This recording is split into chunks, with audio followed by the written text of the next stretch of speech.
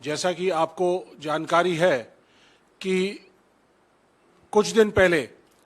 हमारे जो जे.एंड.के के कॉन्स्टिट्यूशनल हेड थे, former governor Satyapal Malik ji, Pulwama incident के समय उनकी एक इंटरव्यू आई और उस इंटरव्यू के जरिए उन्होंने पुलवामा में जो घटना घटी, जो हमारे 40 जवान शहीद हुए, उसके बारे में बहुत ही सीरियस सवाल देश के सामने रखे और उन्होंने ये माना कि ये एक बहुत बड़ी इंटेलिजेंस फेलियर हुआ, ऑपरेशनल फेलियर हुआ और इनकॉम्पिटेंस की तरफ इशारा किया, इनकॉम्पिटेंस की तरफ इशारा किया सीआरपीएफ के लिए और मिनिस्ट्री ऑफ होम के लिए। उन्होंने ये कहा कि 5 एयरक्राफ्ट की जरूरत थी और उनको एयरक्राफ्ट अगर दिए जाते तो आज ये घटना नहीं घटती और हमारे जो 40 जवान शहीद हुए हैं वो आज हमारे बीच में होते। ये बहुत ही सीरियस और दुखद सिनेरियो है जहां पे एक कॉन्स्टिट्यूशनल हेड ये आकर ये बात उठा रहा है कि ये एक फेलियर हुआ और उसके बारे में उन्होंने उस समय आवाज उठानी चाहिए, लेकिन प्रधानमंत्री जी ने उन्हें कहा चुप रहें, ये कोई और बात है, कोई और चीज है। और वही चीज अजीत डोवाल जी जो नेशनल सिक्योरिटी एडवाइजर थे, उन्होंने भी यही चीज कही। और इसी क्रम को आगे बढ़ाते हुए हमारे डिस्टिंग्विश्ड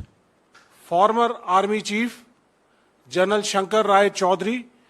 उन्होंने भी इसके ऊपर संज्ञान लेते हुए उन्होंने अपना वक्तव्य दिया है और ये कहा है कि 2500 सुरक्षा कर्मियों को 78 गाड़ियों के अंदर आप जम्मू से श्रीनगर ला रहे हैं। रोड ओपनिंग की ड्रिल है, रोड ओपनिंग पार्टीज होती हैं, कोई भी बड़ी कॉन्वॉय अगर चलती है तो उसके अंदर एंटी आईईडी जैमर्स पहले चलते हैं, रोड की सैनिटाइजेशन की जाती है और जितने भी laterals, arterial roads, link roads, highway को ज्वाइन करते हैं, उन्हें कवर किया जाता है ताकि कोई मिलिटेंट या कोई मिस एडवेंचर एक्टिविटी ना कर सके। और सत्यपाल मलिक जी ने भी ये अपने वक्तव्य में कहा है कि लिंक रोड पर कोई जिप्सी नहीं थी, कोई मैन पावर नहीं थी, कोई डिफेंस फोर्सेस नहीं थी। तो ये एक बहुत ही बड़ी ऑपरेशनल लैप्स है। जनरल शंकर राय चौधरी ने ये कहा कि अगर जहाज सीआरपीएफ को दिए जाते तो आज ये दुर्घटना नहीं घटती। इसके अलावा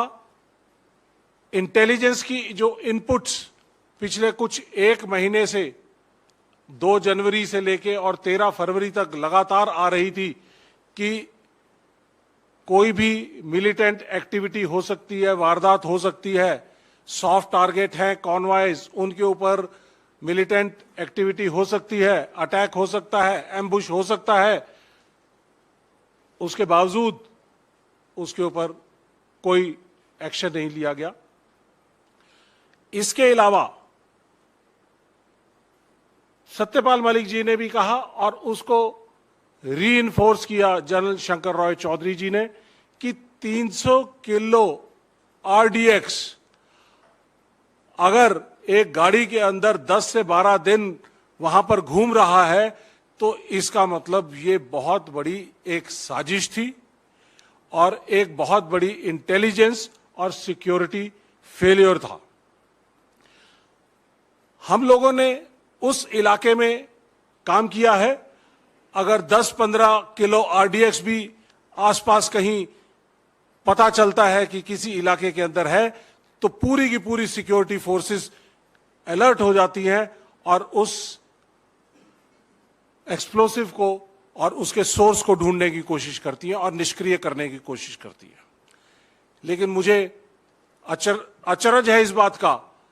कि 300 किलो आरडीएक्स 10 से 12 दिन तक एक गाड़ी के अंदर घूम रहा है और सिक्योरिटी फोर्सेस को या इंटेलिजेंस नेटवर्क को ये जानकारी नहीं हुई। और जो अगर ये जानकारी, पुख्ता जानकारी अगर आगे पास की जाती और इनको मिलिटेंट्स को अगर पकड़ा जाता, तो आज ये सभी शहीद जवान हमारे बीच होते।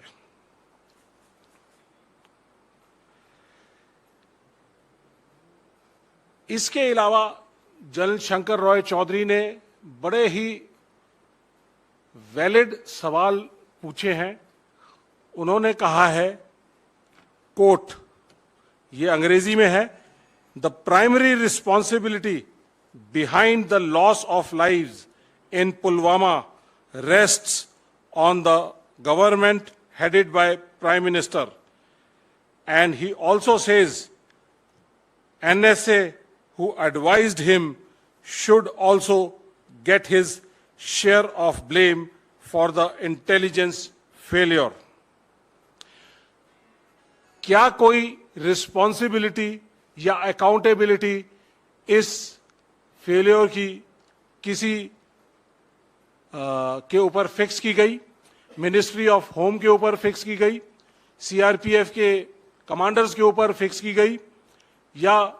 नेशनल सिक्योरिटी एडवाइजर के ऊपर फिक्स की गई? जो बेसिक, जो मूलभूत ढांचा है उसके हिसाब से जो इंटेलिजेंस इनपुट्स देने की जो जिम्मेदारी है आईबी की, रॉ की और इंटेलिजेंस एजेंसीज की, वो नेशनल सिक्योरिटी एडवाइजर के ज्यूरिसडिक्शन के अंदर आता है। और ये पुख्ता सबूत, जो पुख्ता इंफॉर्मेशन है, ये सिक्योरिटी फोर्सेस को क्यों नहीं दी गई? और अगर ये दी जाती तो शायद ये इंसिडेंट नहीं होता। मोटे तौर पे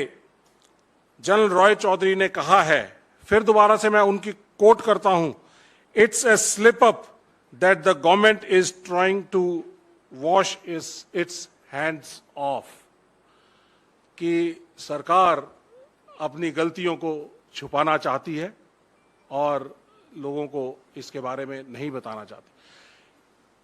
ये बहुत ही सीरियस सवाल हैं जो कि सिक्योरिटी एजेंसीज जो वहां पर अपनी जान को जोखिम में डालकर देश की एकता और अखंडता को बचाने के लिए J&K के अंदर और बॉर्डर्स के ऊपर और नॉर्थ ईस्ट के अंदर जो अपनी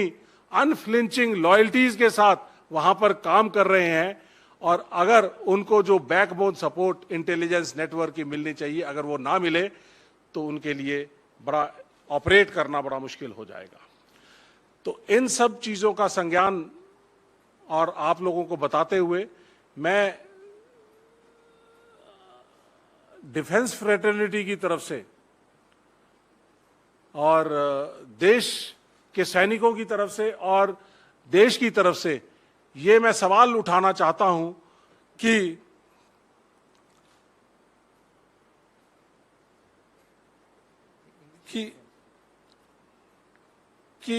ये how this attack took place, nation wants to know that why and how this attack took place, why and how there was an intelligence failure, why and how the accountabilities were not fixed on CRPF, MHA, NSA, PMO, and why and how the RDX has been floating around in that general area for 10 to 12 days. And how and why this lapses have been taken care of so that such incidents do not take place again. और 4 साल बीत चुके हैं and सरकार ने अभी तक इसके बारे में कोई जिक्र नहीं किया। 17 लोग इसके अंदर उन्होंने नामित किए, जिनमें से 7 लोगों को मौत के घाट उतारा जा चुका है। कुछ लोग आज भी बाहर घूम रहे हैं। तो हम सरकार से जानना चाहते हैं कि हम डिमांड करते हैं कि वो एक वाइट पेपर इस पूरे इंसिडेंट के ऊपर लेकर आएं, ताकि देश को मालूम चले कि असलियत क्या थी, क्या हुआ, किसकी गलतियां थी, किनकी वजह से हमारे सैनिकों ने शहादत दी और किन को सरकार बचाना चाहती है। ऐसा एक श्वेत पत्र उनको लाना चाहिए।